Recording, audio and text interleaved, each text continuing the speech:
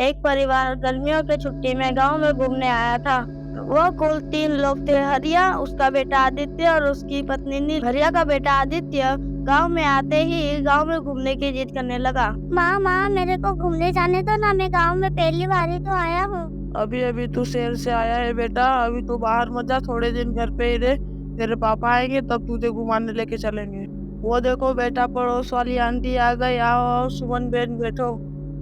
अरे नीलम बहन, मैं बैठे नहीं आई हूँ, मैं तुम्हें खबर देने आया हूँ कि हमारे गांव में बहुत ही खतरनाक चीजें हो रही हैं। तुम अपने बेटे को गलती से भी बाहर मत भेजना। अगर वो गलती से जंगल में चला गया तो उसे वो चुड़ैल खा जाएगी।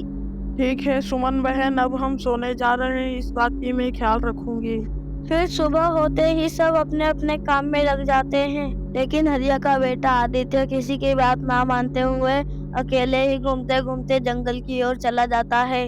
वाह गुफा, मैं कभी गुफा में नहीं गया हूँ, चलो जाके देखता हूँ। हरिया का बेटा आदित्य इतना बोलकर गुफा के अंदर चला जाता है। थोड़ी देर चलते ही अचानक से आदित्य के सामने एक चुड़ैल आ जाती है। वाह बेटा वाह, आजा, तेरा ही इंतजार था। कितने दिन से मैंने कुछ मांस नहीं खाया, आज तुझे खाऊंगी। अरे बाबा भागो रे भागो, अगर यहाँ थोड़ी देर रुका ना तो चुड़ैल मुझे कच्चा चबा जाएगी।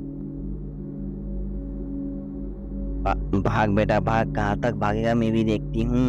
मेरे गुफा में जो भी आता है एक बार वो मर ही जाता है, चाहे कुछ भी हो जाए, मैं किसी को नहीं छोड़ती। बेटा तू घर पे जा, तुझे मालूम पड़ जाए कि मेरी शक्ति क्या है।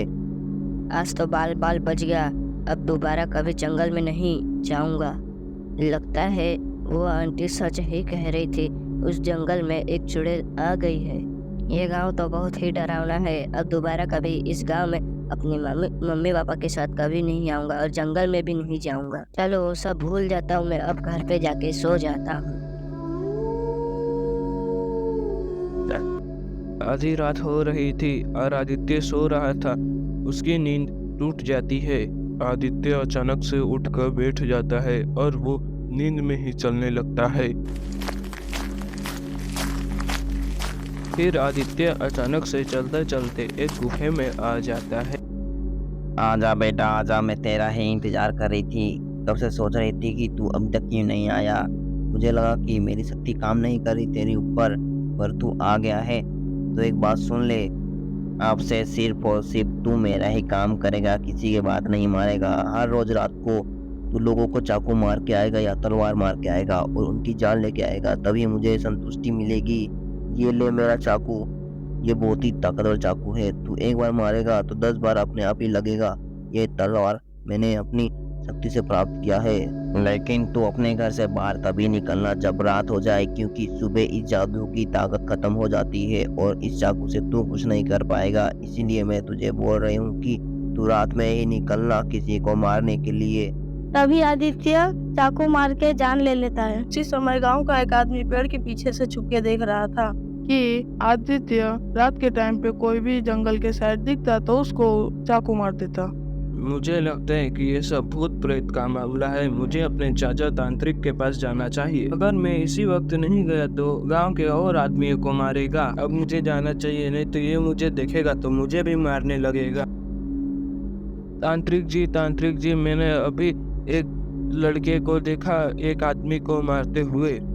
रात के समय पे उसे जो भी आदमी दिखता है उसे वो चाकू ही चाकू मारने लगता है। मुझे लगता है कि ये सब भूत प्रेत का मामला है। तांत्रिक जी, आप जल्दी से मेरे गांव में चलिए, अब मेरे गांव वालों की जान खतरे में है। बेटा मुझे अभी बहुत कहीं दूर जाना है, इसलिए मैं तुम्हारे गांव में तुम्हारे साथ नहीं आ सकता। मैं तुम्हें एक बबूत देता हूँ, उसी से वह चुड़ैल मर सकती है। तुम अपने घर पे जाओगे तो तुम्हें अपने एक टेबल पे बबूत मिलेगा। अरे हाँ, तांत्रिक जी ने सही कहा था, मेरे घर पे भभूत पड़ा हुआ है। जैसे तांत्रिक जी ने कहा था, मेरे घर पे भभूत पड़ा हुआ है, बहुत सारा, वो भी लाल कपड़े में। जैसे तांत्रिक जी ने कहा था, आदित्य के घर के बाहर चारों ओर गोल आकार में भभूत गिरा दो।